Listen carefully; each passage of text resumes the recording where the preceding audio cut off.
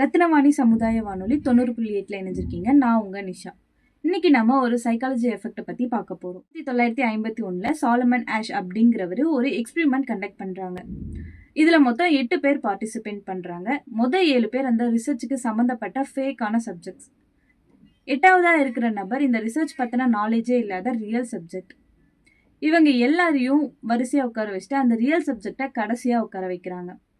இவங்களுக்கு முன்னாடி ஒரு இமேஜ் வைக்கிறாங்க. இதை தொடர்ந்து இவங்களுக்கு ஒரு சில கொஷின்ஸ் கேட்குறாங்க. இதில் எது ரொம்ப சின்ன லைன் அப்படின்னு கேட்குறாங்க. இதுக்கு ஃபேக்கான சப்ஜெக்ட்ஸ் எல்லாருமே ஏன்னு ஆன்சர் பண்ணுறாங்க, ரியல் சப்ஜெக்டும் ஏன்னு ஆன்சர் பண்ணுறாங்க. இருக்கிறதுல எது பெரிய கோடுன்னு கேட்குறாங்க. எல்லாருமே சீன் ஆன்சர் பண்ணுறாங்க, ரியல் சப்ஜெக்டும் சீன் ஆன்சர் பண்ணுறாங்க. அடுத்ததாக வர கொஷின் எப்படின்னா, இதில் எது ரொம்ப சேமாக இருக்கிற லைன் அப்படின்னு கேட்குறாங்க. இதுக்கு ஃபேக்காக இருக்கிற எல்லா சப்ஜெக்ட்ஸுமே ஏன்னு ஆன்சர் பண்ணுறாங்க. ஆனால் கடைசியாக இருக்கிற சப்ஜெக்ட்டுக்கு ஒரு சந்தேகம் என்னன்னா, அதில் சி தான் கரெக்டான ஆன்சராக இருக்குது, இவருக்கும் அதுதான் சரின்னு தோணுது. ஆனாலையும் அவர் நிறைய யோசித்து கடைசியில் ஏன் தான் ஆன்சர் பண்ணுறாங்க.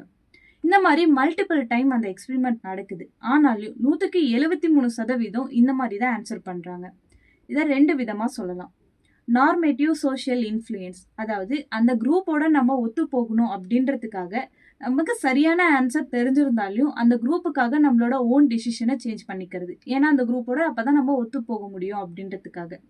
2வது இன்ஃபர்மேட்டிவ் சோஷியல் இன்ஃப்ளூயன்ஸ், அதாவது அந்த குரூப்புக்கு நம்மளை விட அதிகமாக தெரியுமோ அப்படிங்கிற தாட்னால நம்ம ஓன் டிசிஷனை மாற்றிக்கிறது.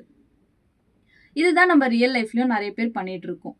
கிளாஸ் ரூம்ஸாக இருக்கட்டும், மீட்டிங்ஸ், ஃபேமிலி வைஸாக கூட நம்மளோட ஓன் டிசிஷனை தாண்டி மற்ற எல்லாருமே ஒரு விஷயத்த சொல்கிறாங்கன்றதுக்காக அதுவே கண்மூடித்தனமாக கரெக்டுன்னு நம்மளும் நம்மளோட ஓன் டிசிஷனை மாற்றிக்கிறது.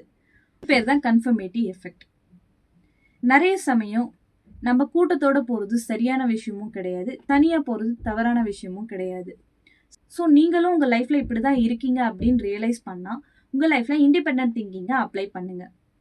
இது மாதிரி தகவல்களை தெரிஞ்சுக்க தொடர்ந்து இணைந்திருங்கள் ரத்னவாணி சமுதாய வானொலி.